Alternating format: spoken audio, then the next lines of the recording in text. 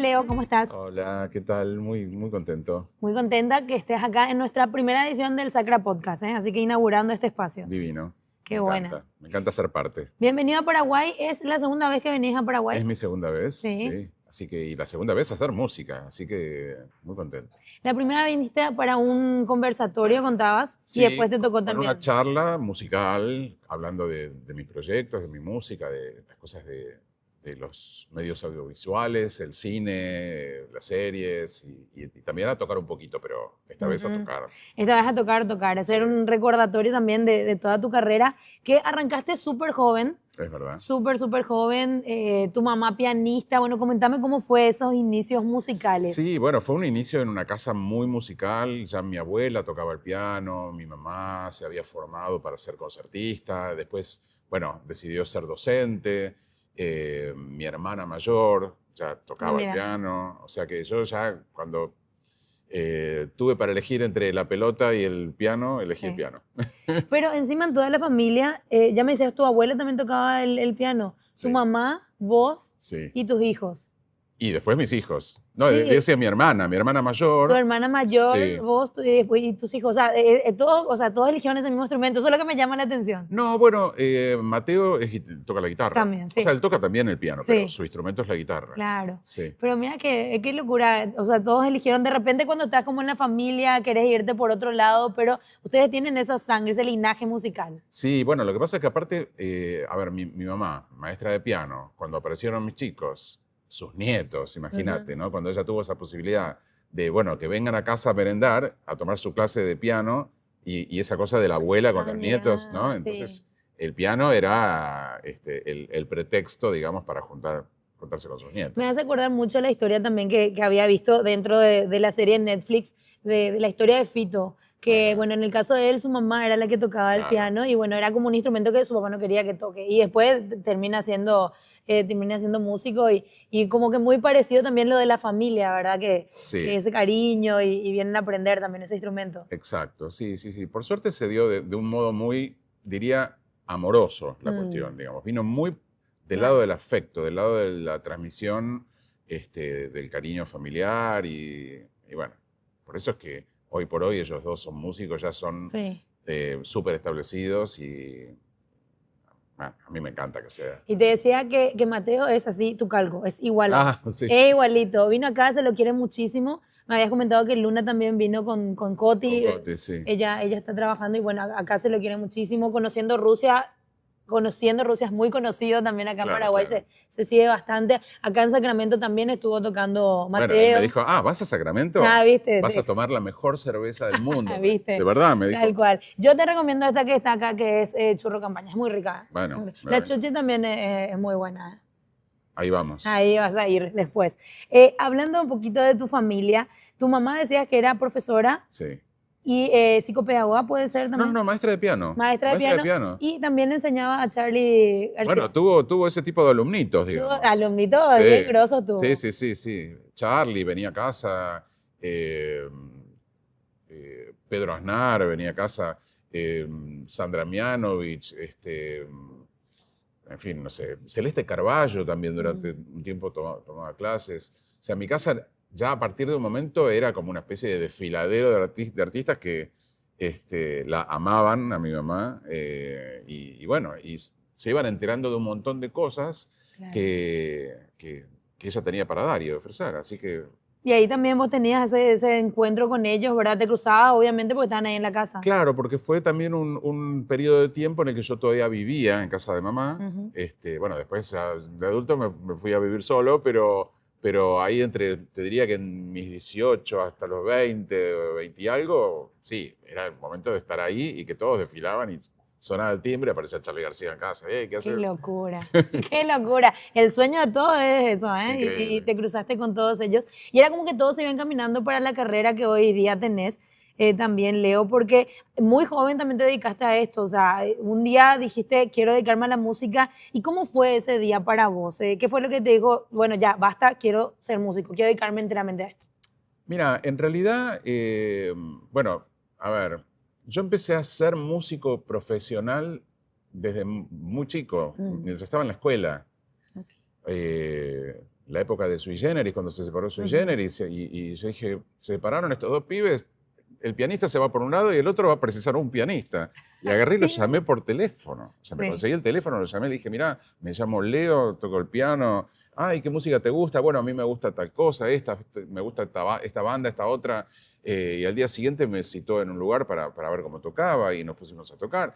Y, digamos, fue muy alucinante, debo decirlo.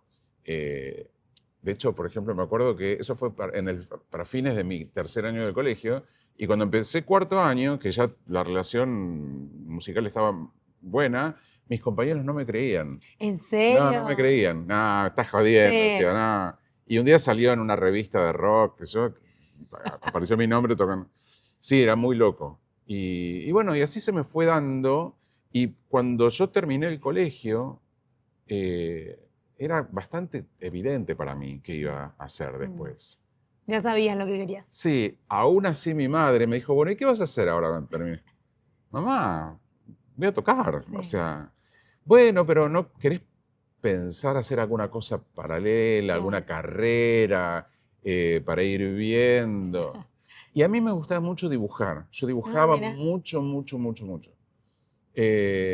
Y me metí a estudiar arquitectura. Sí. Ok. En el año después del colegio, que fue un año que para mí explotó mi mundo musical. Me empecé a conocer y a codear con miles de músicos, más conocidos, menos conocidos, que me invitaban a tocar allá, acá, a un concierto, a una jam. Y durante esos primeros 6 meses de la facultad yo no dormía. No dormía. Y dije, basta. Tenés que mamá. elegir. Me acuerdo que le llevé una maqueta que había hecho, Ya te atacaste. toda media rota, así, que me habían puesto un 6. Y dije, mamá, hasta acá llegué, soy músico. O sea, adelante. Ahí te apoyó ella. Siempre me apoyó. Sí. Pero bueno, era una madre así como... Claro, una madre preocupada porque, como te dijo, estudiar una carrera, en otros tiempos no se tenía en cuenta una carrera musical, no se tenía en cuenta como una carrera. Claro. Era como un hobby nada más. Claro. Entonces se sí. preocupó. ¿Sos música? Sí. ¿De qué vivís? Claro, sí. ¿Y qué haces? ¿De qué trabajás? ¿De qué trabajás? Claro, porque es como que lo tienen más bohemio, como que no son responsables y nada. Y había leído una entrevista que habías hecho y dijiste que aprendiste con Nito Mestre, también aprendiste ese proceso de ser disciplinado, de cumplir horarios. Bueno, es que no había otra. O sea, bueno, ¿cuándo es el próximo ensayo? Mañana o el jueves a las 3 de la tarde en tal lugar. Llegás tarde y te miran así como diciendo, sí. ¿Qué te pasa? Chao. Sí. O chao. Me ha pasado en algún que otro momento. Pero bueno, uno tiene que ir madurando. Sí. Una vez yo había conseguido un trabajo de tocar el piano en una escuela para unas clases de expresión corporal, ¿no? Era un trabajo, qué sé yo. Y un día me acuerdo que era el Mundial de Fútbol y yo me quedo mirando el partido de Polonia y Bulgaria.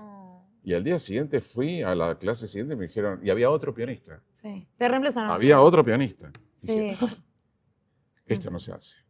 Sí. No, y bueno, es también lo que se tiene en cuenta, ¿verdad? El ser responsable y al fin y al cabo lo que hace que tu trayectoria siga trascendiendo y de cualquier músico o de cualquier artista o cualquier persona no profesional es esa disciplina. Si no tenés disciplina no funciona. Sí, pero lo bueno, por lo menos en mi caso, es que, digamos, que yo fui disfrutando, digamos, con el tiempo, disfrutando de esa disciplina. Sí. Por ejemplo, yo soy muy puntual. Tal vez esa experiencia que te conté recién pudo haber sido un germen de claro, se quedó como algo ahí. No sé, puede ser, pero y disfruto de eso, disfruto de hacerme tiempo para las cosas y preparar, digamos, que bueno, que después a la hora de hacer y de tocar uno está más tranquilo también, ¿no? Claro. Nito va a venir dentro de poco acá a Paraguay también. Toca el 18 acá en Paraguay. Sí, estuve hablando con él en estos días, estaba por Londres. Bueno, y un genio. Me hablaba él acerca de su trayectoria, también de haberle conocido a Paul McCartney, cosas así. Y bueno, qué lindo que tuviste esa oportunidad de, encima, llamando, y eso es lo que te decía también anteriormente, o sea, yo sé, naciste el 24 de marzo, entonces yo también nací, pero el 30 de marzo, somos como medio parecidos, y es como Claro, que nos armamos el camino, porque en el caso exacto. tuyo, vos buscaste cada experiencia que tuviste en lo Sí, profesional. sí, sí, sí, sí. Golpeaste puerta, llamaste, conseguiste el número. Sí, sí, para mí siempre fue el modo de hacer las Mm, cosas. Por supuesto que también el teléfono en algún momento empezó a sonar y me llamaban a mí, por suerte, digamos eso, pero me parece que una cosa como que traía a la otra, mm. ¿no? Eh, Pero tenías 15 años cuando empezaste a trabajar con Hito. sí, Bien joven. muy joven, Muy, muy joven. muy joven. ¿Y lo de Spinetta cómo Lo fue? de Spinetta vino un poco después, pero yo ya me conocía con él y con otros un montón de músicos de esa liga, digamos. Y aparte todos músicos bastante mayores que yo, Mm. porque en realidad era al revés, yo era el menor. ¿Cuántos años se llevaban así de diferencia? Con Luis 10 años. 10 años. O sea, cuando Luis finalmente me llamó, Ujú. yo tenía 21 y él tenía 31. Y ya era Spinetta, hacía mucho, ¿no? Ujú. Y, y bueno, nada, yo era muy fan de él, muy, muy, muy fan. Con su foto pegada en mi cuarto y todas esas cosas que hace un fan, digamos, ¿no? Claro. Por un artista.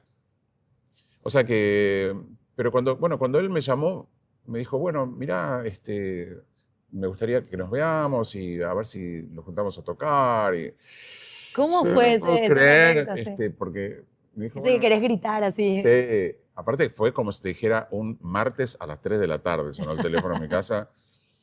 Y me dijo, por ahí, si querés, la semana que viene nos juntamos y escuchate alguno de los temas de Alma de Diamante, que era el disco que ya estaba. Yo ya De memoria sabías.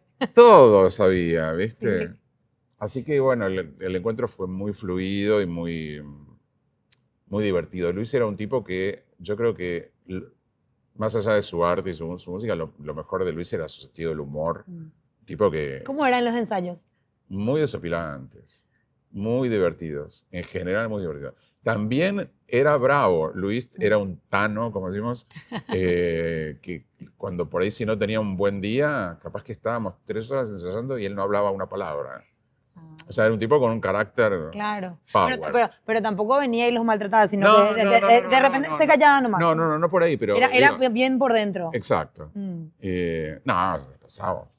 Era... El recuerdo de él es espectacular. ¿Y ese fandom nunca paró de trabajando con él igual ahí? No, era tremendo porque yo no podía naturalizar. Mm. No podía naturalizar. ¿Y ese primer concierto? Era tocar, no sé, juntarnos a comer, bueno, vení, vamos a hacer una pizza. Y yo me comía la pizza y yo estoy comiendo una pizza que hizo Spinetta, Sí. que está acá a un Claro, metro. Y esos pensamientos, claro, ¿no? te lo guardaba un pedacito para ponerlo ahí con tus póster al lado. No, no, no, increíble. Una vez hizo una pizza de uvas. ¿Cómo es una pinza de uvas? Una pizza de uvas, o sea, una pizza digamos, como si fuera una pizza de mozzarella, pero Claro. con todos pedacitos de uva así cortadas al medio. ¿Qué tal hacía las pizzas? Increíble. Mm. Él era un gran cocinero, Ah, Luis. mira, Sí, sí, mira el secreto que tenía ahí oculto. sí, sí, sí. Así que, bueno, siempre fue esa cosa de estar con un grande, Ujú. ¿no? Sí, porque también estuviste trabajando con Fito Páez. Bueno, decía los de Sandra Mianovich que ya te cruzabas cuando iba a tu casa a estudiar con tu mamá, pero también trabajaste con ella, Sí. con Mercedes Sosa. ¿Y cómo fueron Bueno, esos con encuentros? Sandra, a ver, con Sandra nos conocimos en una época en la que yo ya había empezado a trabajar de acompañar cantantes. Entonces, en ese circuito, trabajando con Julia Senko. Ujú, Entonces, era un poco que te conocías con todos, ¿no? claro. Entonces apareció Sandra bueno, fue también una relación hasta el día de hoy. Estamos trabajando juntos en cosas. Eh, y no, bueno, la historia de Mercedes. Mercedes, con un amigo hicimos una canción, dijimos, esta es para Mercedes Sosa, tenemos que ir. Y lo mismo, me conseguí el teléfono, la llamé, hola Mercedes, soy Leo Sujatovich, mira, tengo una canción que, ay, bueno, venite a casa. Y, y bueno, le dejamos un cassette y fue muy loco porque después pasó el tiempo, unos meses, y al año siguiente yo me fui a vivir a Estados Unidos. Y un día estoy en mi casa en Nueva York y suena el teléfono mi mamá. Oíme, Leo, tenés que llamar a Mercedes Sosa. Parece que quiere grabar la canción que ustedes le habían dado el año pasado. ¿Cómo? ¿Qué canción? Ya te olvidaste encima. Y ¿sí? bueno, Tipo, que ya, habían ya pasó un pasado montón. 8 meses, 9 meses. Claro. Bueno, llamo, Mercedes. Oh, querido Leo, qué hermosa la canción. Quiero grabar esta canción en el próximo long play. Qué hermoso, qué bueno, Mercedes. No sé cuánto me alegro. Bueno, oíme, tenemos que. A ver, mañana, venite a mi casa. ¿Mañana? Mirá, yo estoy en Nueva York. ¿Cómo Nueva York? Sí, estoy viviendo acá. Ah, pero no, si no venís, yo no la grabo, me dijo. Quería que vos grabes con ella. O sea, Claro. quería... No, olvídate, le dije. O sea. Ahora mismo veo los pasajes y me voy. Y por supuesto, así fue. Tenías también una admiración por ella. Y era Mercedes Sosa. Era Mercedes, totalmente. Era Mercedes Sosa. Y que Mercedes Sosa quiera grabar una canción tuya, Contigo. tenía que suceder. No, no me la iba a perder de ningún modo. Y felizmente sucedió.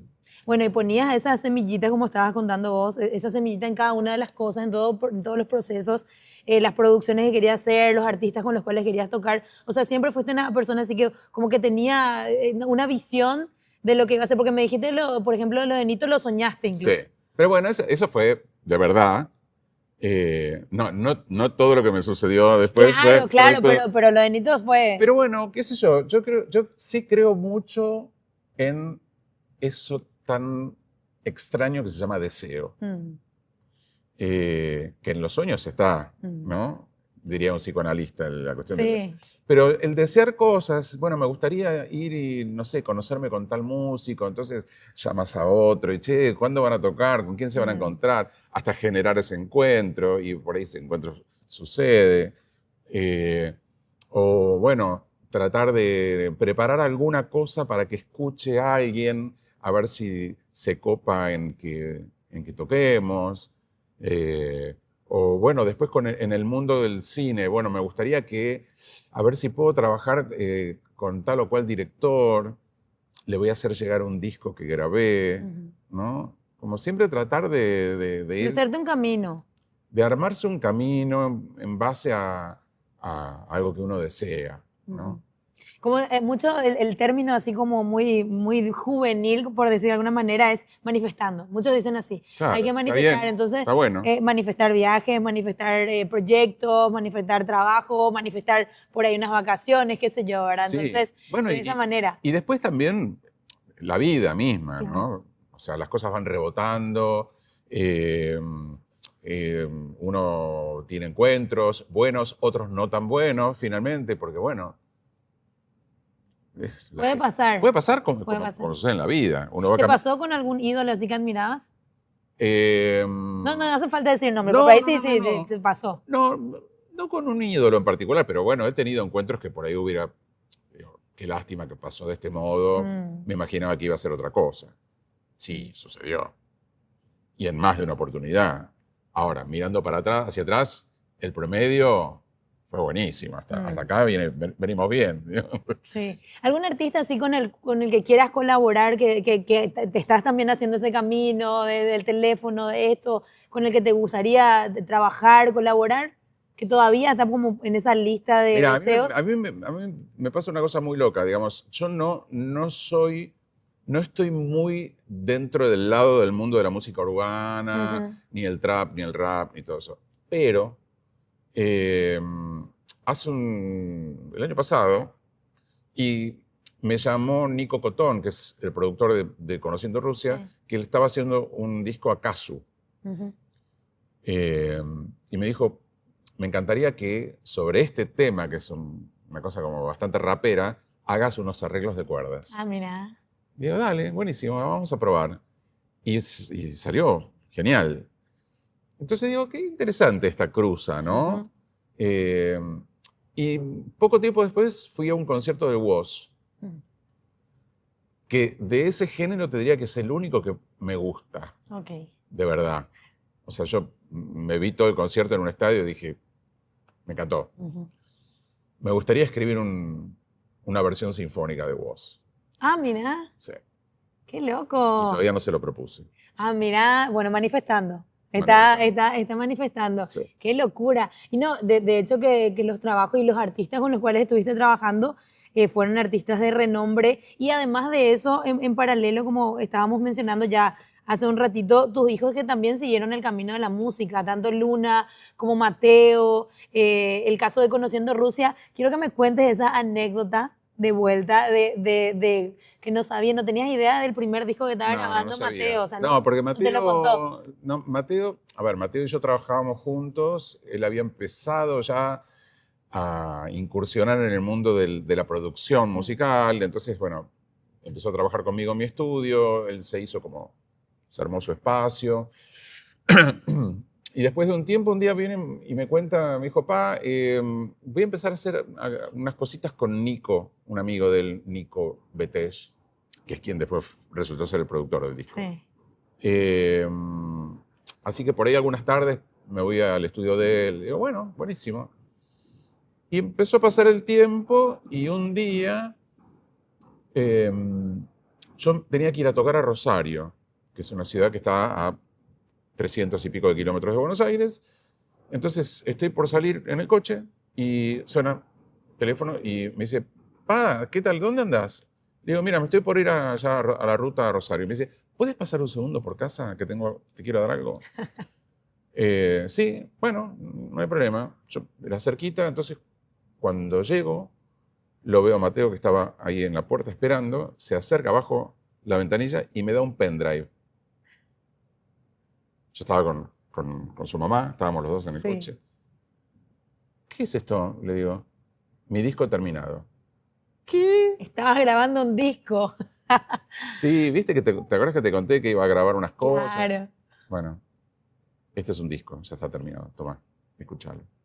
Y me fui a la ruta escuchando el primer disco de Conociendo Rusia, terminado, masterizado, o sea, O sea, todo ese proceso lo hizo él solito, calladito solito. ahí. Sí, lo hizo solo. Qué locura. ¿Y cómo lo sentiste? Ah, me mató, me encantó, o sea, íbamos llorando en el coche escuchando esas canciones, y fue increíble. Ahora, después cuando vino el segundo disco, que se llamó Cabildo y Juramento, ahí sí, me dijo, pa, quiero que escribas las cuerdas, Bueno, ahí. los metales, vení, vamos a trabajar ¿Y juntos. alguna vez te contó o te dijo por qué decidió hacer solo ese primer disco? Yo creo que estuvo bien que lo hiciera, porque bueno, Claro. él trabajaba conmigo, estábamos todos los días juntos.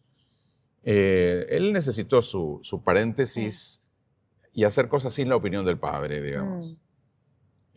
Opinión que siempre fue una cosa confiable para él, pero él quiso hacer su camino. Y yo lo valoré mucho eso. Así que, bueno, tuvo su modo de hacer las cosas Claro. y le salió bien. Totalmente. Aparte de la música, también incursionaste en el cine, ¿verdad? Con producciones, varias producciones de cine, televisión, estás trabajando con Netflix. Bueno, ¿cómo te partís entre todas esas Es profesiones? una gran pregunta. Sí, porque hay que ser como muy disciplinado y muy organizado. Sí, sobre todo porque uno no elige los momentos en los que Sí. aparecen los proyectos. Claro, O sea, que vienen. de pronto, sí, el año pasado, un día yo estaba haciendo unos arreglos para Abel Pintos, por ejemplo, escribiendo una orquesta de cuerdas y en el medio de eso sonó el teléfono y apareció una serie de Netflix. Y que había que empezar a trabajar Ya. ahí. Sí, claro. Y bueno. Te No organizaste. no le puedo pedir más horas al día, pero sí le puedo pedir más horas al sueño, digamos. Claro. Y ahí te ¿Y ahora en qué estás?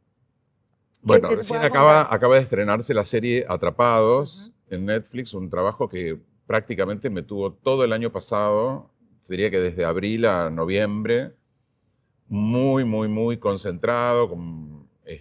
Fue un proyecto hermoso, eh, con gente muy valiosa. Bueno, ni hablar los actores, actrices, Soledad Villamil, Juan Minujín, pero los directores, gente con quien yo no había trabajado y tuve una experiencia espectacular. Así que estoy como todavía, bueno, todavía está ahí en Netflix dando vueltas en un ranking mundial muy bueno. Y ya empecé a hacer una película nueva, un documental sobre la vida de Gilla Murano, que fue un personaje de los 90, que era una asesina que envenenaba a la gente Qué que le locura. pedía plata y, Ajá. se está haciendo una especie de documental ficcionado espectacular. Así que bueno, ya empecé ahora con ese proyecto. Eh, Incluso me dijiste que estuvo invitada en el programa de Mirta Legrand y sí, todo. sí, sí, porque tuvo como, digamos, el periplo de ella tuvo como distintos momentos. Fue presa, por supuesto, pero después Mm. la indultaron Ay, qué y locura. en ese momento apareció en lo de Mirta Legrand. Bueno, una historia muy... Bueno, menos mal no pasó nada con Mirta. Menos mal esta sigue Mirta. Bueno, y estás con esos proyectos. Y para esa gente que quiera arrancar, porque vos arrancaste súper joven, muy joven, como mencionabas, bueno, eran 15 años tenía cuando empezaste con Nito. Después tenías 21 cuando arrancaste con el Flaco Espineta, y te supiste mantener hasta hoy día vigente, ¿verdad? Con eso que decíamos, el tema de hacerse camino, la disciplina, para aquellos que están empezando en este mundo y que ahora es todo un mundo nuevo también de la industria de la música con diferentes géneros y cuestiones así. ¿Qué mensajes vos les das como para que ellos puedan continuar, puedan seguir ese camino? Porque de repente pueden tener esa llamita de lo artístico, pero hay que pensarlo bien, ¿verdad? Como para poder lograr algo. Más que pensarlo bien, hay que pensar qué es lo que uno quiere, Mm. para mí, ¿no? O sea, no digo que así deban ser las cosas, es un poco como yo lo siento. Hoy por hoy es un poco más fácil que Mm. hace 30 años, 40 años. Entrar a grabar una canción a un Sí. estudio era un proyecto que había que montárselo y había que sustentarlo también. Hoy eso es bastante más accesible, pero de todos modos lo que sí es importante es poder generar una idea, poner mucho trabajo en la búsqueda de lo que uno quiere, ir como puliendo un poco, y eso es con mucho trabajo, a ver cómo es el estilo que uno quiere, Mm. sobre el que quiere hacer su música.